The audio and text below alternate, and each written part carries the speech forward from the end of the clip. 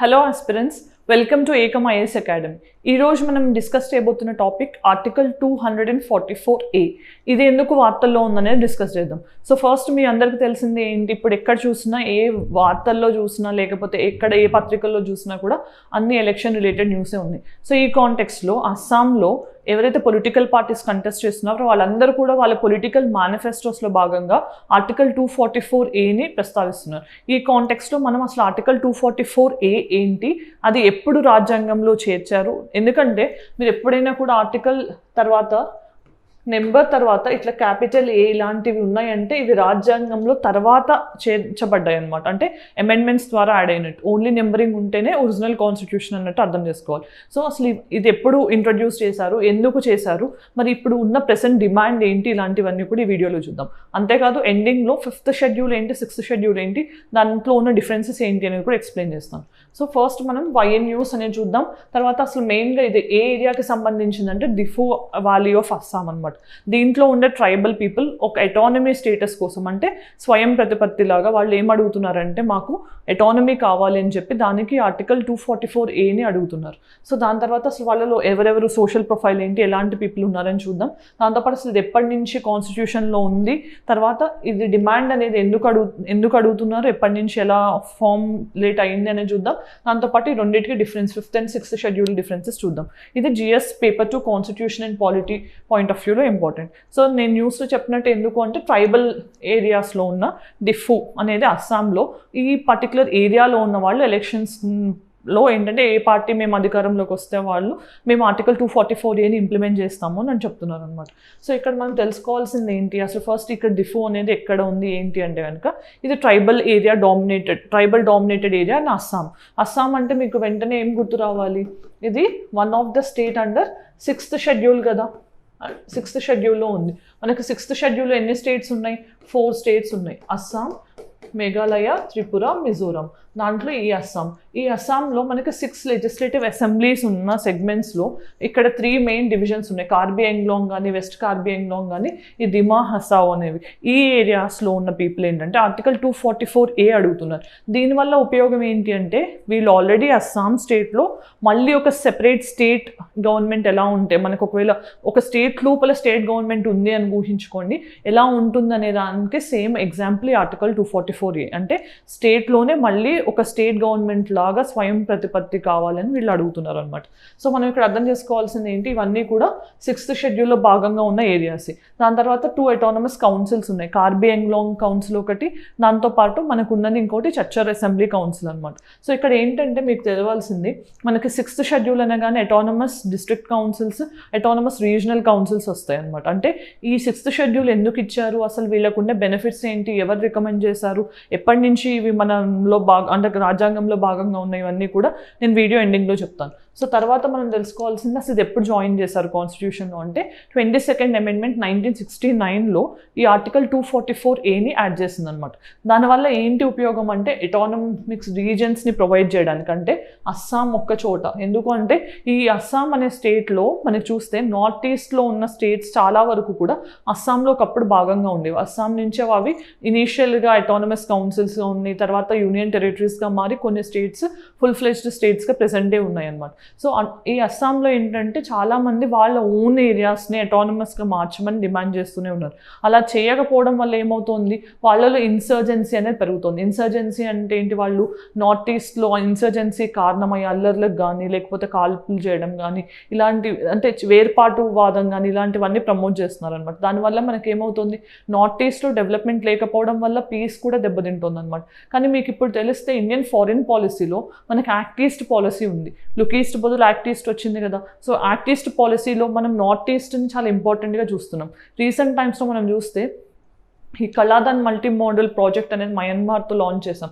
దాంట్లో కూడా ఏంటి, నార్త్ ఈస్ట్కి బెటర్ కనెక్టివిటీ పెరగాలనే మనం కళాదాన్ మల్టీ మోడల్ ప్రాజెక్ట్ని కూడా యాక్ట్ ఈస్ట్ పాలసీలో మెయిన్ పిల్లర్గా చూస్తున్నాం అనమాట. అంటే ఇండియా అనేది నార్త్ ఈస్ట్ ఏరియాస్ని మనం దాన్ని ఇంపార్టెంట్గా చూడకపోతే నార్త్ ఈస్ట్ని, ఎందుకంటే నార్త్ ఈస్ట్ అనేది కొంచెం మెయిన్ ల్యాండ్ ఇండియాకి దూరంగా ఉండటం వల్ల అక్కడ అండర్ డెవలప్మెంట్ ఉండటం వల్ల ఏంటంటే చాలా మందిలో ఈ అన్రెస్ట్ అనేది పెరిగి వాళ్ళు వేర్పాటువాదులుగా మారుతున్నారు అనమాట. దానివల్ల దానివల్ల ఏమవుతుంది, కాల్పులు జరగడము, దానివల్ల ఇంకా స్టెబిలిటీ అనేది లేకుండా పోతుంది. సో మెయిన్గా దీనికి కారణం ఏంటి అని చూస్తే కనుక ఫస్ట్ ల్యాక్ ఆఫ్ డెవలప్మెంట్, దాంతోపాటు కొంతమంది ట్రైబల్స్ ఒకరికి రిజర్వేషన్స్ ఉండి ఇంకొకరు లేకపోవడము, లోకల్ వర్సెస్ నాన్ లోకల్ కానీ ఇలాంటివన్నీ కూడా వేరు కారణాలుగా కనిపిస్తున్నాయి. సో ఫస్ట్ మనం అర్థం చేసుకోవాల్సింది ఏంటి ఇక్కడ, దీనివల్ల ఈ ఆర్టికల్ 244A వల్ల ఏం జరుగుతుంది అంటే వాళ్ళకి కొన్ని లెజిస్లేటివ్ పవర్స్, ఫినాన్షియల్ పవర్స్ దొరుకుతాయి అనమాట. అంటే ఇప్పుడు ఫర్ ఎగ్జాంపుల్ మనకి ఒక స్టేట్లో, నార్మల్ స్టేట్లో స్టేట్ మొత్తానికి ఒక అసెంబ్లీ ఉంటుంది, ఆ స్టేట్లో ఎలక్టెడ్ అయిన మెంబర్స్ అందరూ అసెంబ్లీలో భాగం.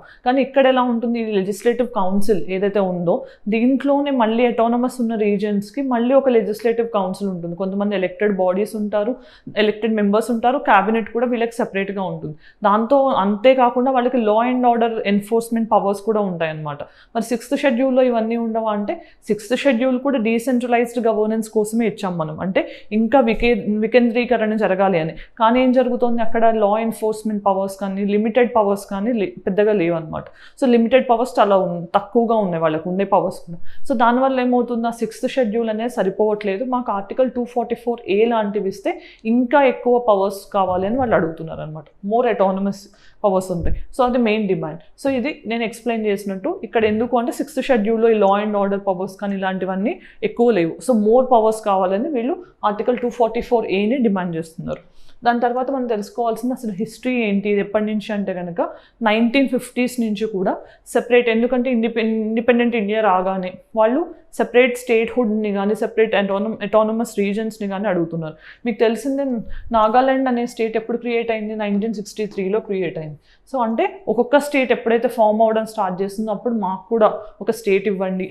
ఇంకా మేఘాలయ ఒక సెపరేట్ స్టేట్గా 1972లో ఫామ్ అయ్యాక కూడా ఇదే డిమాండ్ వచ్చింది.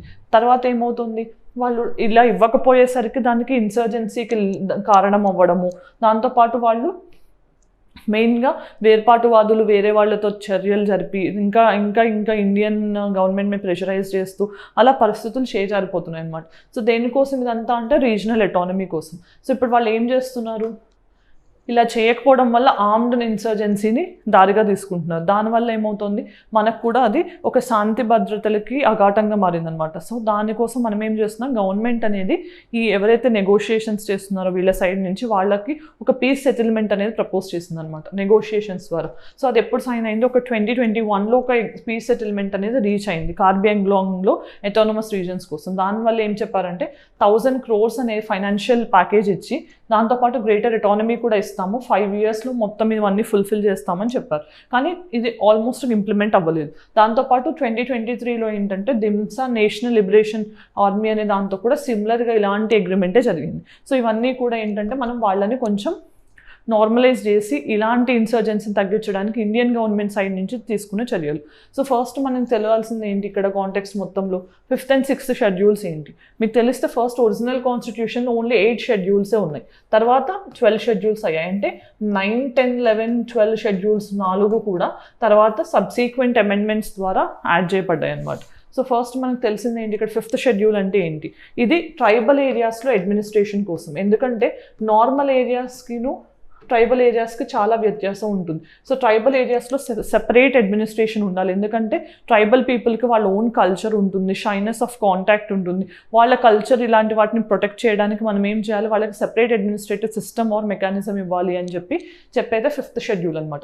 ఇది ఎక్కడెక్కడ వర్తిస్తుంది, ఈ 4 states కాకుండా 6th షెడ్యూల్లో లేని 4 states కాకుండా ఎక్కడైతే ట్రైబల్ పీపుల్ ఎక్కువ ఉన్నారో, ఫర్ ఎగ్జాంపుల్ ఇప్పుడు ప్రెసెంట్ 10 statesలో ట్రైబల్ పీపుల్ ఎక్కడ ఉన్నారో అక్కడ ఈ 5th షెడ్యూల్ ప్రొవిజన్స్ అనేవి ఇంప్లిమెంట్ అవుతాయి. షెడ్యూల్డ్ ఏరియాస్ అంటాం అనమాట. ఇది షెడ్యూల్డ్ ఏరియాస్కి వర్తించే ప్రొవిజన్స్. దాని తర్వాత ఇక్కడ మనకు ఉన్నది 6th షెడ్యూల్. ఈ 6th షెడ్యూల్ అంటే ఏంటి, ఇది అస్సాం, మేఘాలయ, త్రిపుర, మిజోరాం ఈ 4 స్టేట్స్కి మాత్రమే వర్తిస్తుంది. ఎందుకు ఈ 4 states యూనిక్ అని మీరు ఎప్పుడైనా అడిగితే దీంట్లో ఆన్సర్ ఏంటంటే ఇక్కడ 90% of the people tribal people ఉన్నారనమాట. అంటే ఎక్కువ ట్రైబల్ డామినేటెడ్. ఈ స్టేట్స్లో అంతమంది ట్రైబల్స్ లేరు.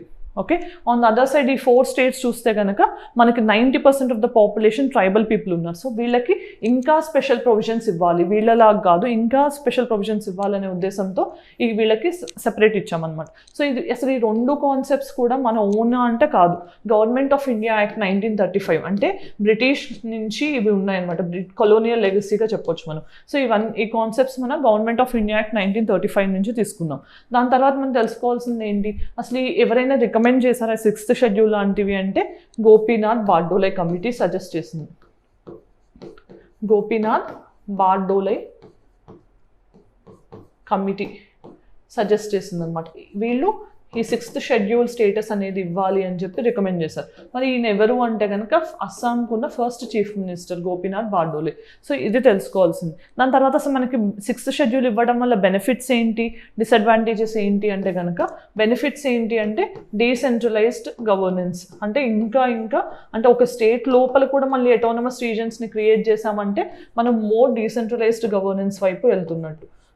అట్ ద సేమ్ టైం మనకి ఏమవుతుంది, మళ్ళీ ఇక్కడ ఫైనాన్షియల్గా ఎగ్జిక్యూటివ్ అండ్ లెజిస్లేటివ్ ఆస్పెక్ట్స్ అనేవి కూడా ఇంకా వికేంద్రీకరణ వల్ల ఏమవుతుందంటే ఇవన్నీ కూడా వాళ్ళ లోకల్స్ డిమాండ్స్ అండ్ కల్చర్స్కి తగ్గట్టు ఉంటాయి అన్నమాట. సో ఇది కూడా ఒక అడ్వాంటేజ్.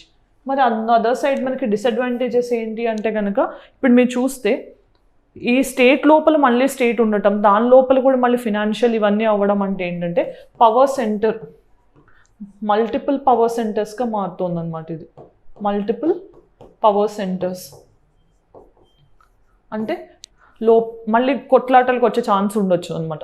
దెన్ ఇంకొక డిసడ్వాంటేజెస్ పొజిషన్ ఏంటి, ల్యాక్ ఆఫ్ ఫైనాన్షియల్ మెకానిజమ్స్, అంటే వాళ్ళు అడుగుతున్నంత మనీ లేకపోవచ్చు. ఎందుకంటే ఆర్టికల్ 275 కింద గ్రాంట్ ఇన్ ఎయిడ్స్ అనేవి స్టేట్ గవర్నమెంట్కి సెంట్రల్ గవర్నమెంట్ నుంచి రావచ్చు. ఫర్ ఎగ్జాంపుల్ మనకి స్టాట్యూటరీ గ్రాంట్స్ ఉన్నాయి, డిస్క్రిషనరీ గ్రాంట్స్ ఉన్నాయి. స్టాట్యూటరీ గ్రాంట్స్ అంటే ఖచ్చితంగా ఏదైనా స్టేట్కి కొన్ని క్రైటీరియాస్ ఫాలో అయినప్పుడు వాళ్ళు ఇవ్వాల్సి ఉంటుంది సెంట్రల్ గవర్నమెంట్. డిస్క్రిషనరీ గ్రాంట్స్ అంటే ఏంటి, స్పెషల్ స్టేటస్ లేకపోతే వాళ్ళకి ఏదైనా డిస్క్రిషన్ అనేది మ్యాండేటరీ కాదు. సో అలా మనకి స్టాట్యూటరీ గ్రాంట్స్, డిస్క్రిషనరీ గ్రాంట్స్ ఉన్నాయి. సో ఇలాంటివి ఫుల్ఫిల్మెంట్ ప్రాపర్గా ఇవ్వట్లేదు అనమాట. ల్యాక్ ఆఫ్ ఫైనాన్షియల్ ఎయిడ్ కానీ ఇలాంటివన్నీ కూడా డిసడ్వాంటేజెస్గా చెప్పొచ్చు.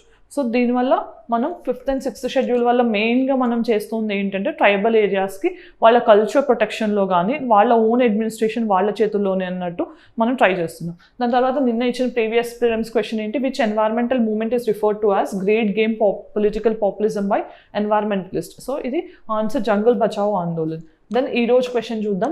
If a particular area is brought under 5th schedule of the Constitution of India, which of the following statement best reflects the consequence of it? అంటే 5th schedule పెట్టడం వల్ల మనకి జరిగే లాభాలు ఏంటి లేకపోతే ఇంపాక్ట్ ఏంటి అని. This would prevent the transfer of land from the tribal to non-tribal. This would create a local self-governing body in that area. This would convert that area into a union territory. The state having such areas would be declared as special category state. Okay, so వీటిలో ఏది correct option అనేది answer చేయండి comment సెక్షన్లో. Mains question చూద్దాం. To what extent have been the 5th and 6th schedules of Indian constitution helped in integrating tribal people with the mainland? Has it really been successful or further it has eliminated? Critically examine. So ఇక్కడ examine అంటే ఏంటి, మనం so మనకి దీనివల్ల లాభాలు జరిగాయి, నష్టాలు జరిగాయి, ఇవన్నీ కూడా మనం ఎవాల్యుయేట్ చేయాల్సి ఉంటుంది. ఎగ్జామిన్ అన్నప్పుడు మనం వాట్, వై, హౌ అనే అప్రోచ్లో ఆన్సర్ చేయాల్సి ఉంటుంది. సో ఫస్ట్ అసలు మీరు ఇక్కడ ఏం రాయాల్సి ఉంటుంది, 5th and 6th షెడ్యూల్స్ అనేవి అసలు ఇంట్రొడక్షన్లో ఏం చేయడానికి తీసుకొచ్చామనేది చెప్పాలన్నమాట. ఓకే, దెన్ మనం ఏం చెప్పాలి, అసలు నిజంగా ట్రైబల్ పీపుల్ మనం ఇంటిగ్రేట్ చేయాలా లేదా అంటే ఇక్కడ మీరు చూడాల్సిన కాన్సెప్ట్ ఏంటి, ట్రైబల్ పంచ్షీల్. జవహర్లాల్ నెహ్రూ గారు ఈ ట్రైబల్ పంచ్షీల్ని ప్రపోజ్ చేశారు. ఆయన ఏమంటారంటే ట్రైబల్ పీపుల్కి కొంచెం మెయిన్ స్ట్రీమ్ సొసైటీలో కలవడానికి ఇబ్బందిగా ఫీల్ అవుతారు, వాళ్ళంతటా వాళ్ళే వచ్చి మెయిన్ స్ట్రీమ్లో కలిసేంత వరకు మనం వాళ్ళని ఫోర్స్ చేయకూడదు, వాళ్ళంతటా వాళ్ళు వచ్చేంత వరకు మనం వాళ్ళ కోసం బెటర్ ప్రొవిజన్స్ ఇస్తూ వాళ్ళ రూల్ వాళ్ళే చేసుకునేలాగా మనం కొన్ని ప్రొవిజన్స్ కల్పించాల్సి ఉంటుందని చెప్పిన కాన్సెప్ట్ ఈ ట్రైబల్ పంచ్షీల్. సో ఇలాంటివి మనం ఇంప్లిమెంట్ చేయడం వల్ల వాళ్ళని మనం కలుపుకోగలిగామా లేకపోతే ఇంకా వాళ్ళు సెపరేట్ అయిపోయారు అనేది క్వశ్చన్లో అడుగుతున్నారు. సో దీనికి ట్రై చేయండి ఆన్సర్ చేయడానికి. మనం ఎండింగ్కి వచ్చేసాం కాబట్టి వీడియోలో ఏం డిస్కస్ చేసాం, ఆర్టికల్ 244A అనేది ఏంటి, అది ఎందుకు చేర్చారు, ఎవరి కోసం చేర్చారు, వాళ్ళు అడుగుతున్న మెయిన్ డిమాండ్స్ ఏంటి, దాంతోపాటు 5th and 6th షెడ్యూల్కి ఉన్న డిఫరెన్సెస్ ఏంటి అనేది కూడా చూసాం. ఇది ఈ రోజుకి సంబంధించిన video discussion. Thank you for watching. Have a good day.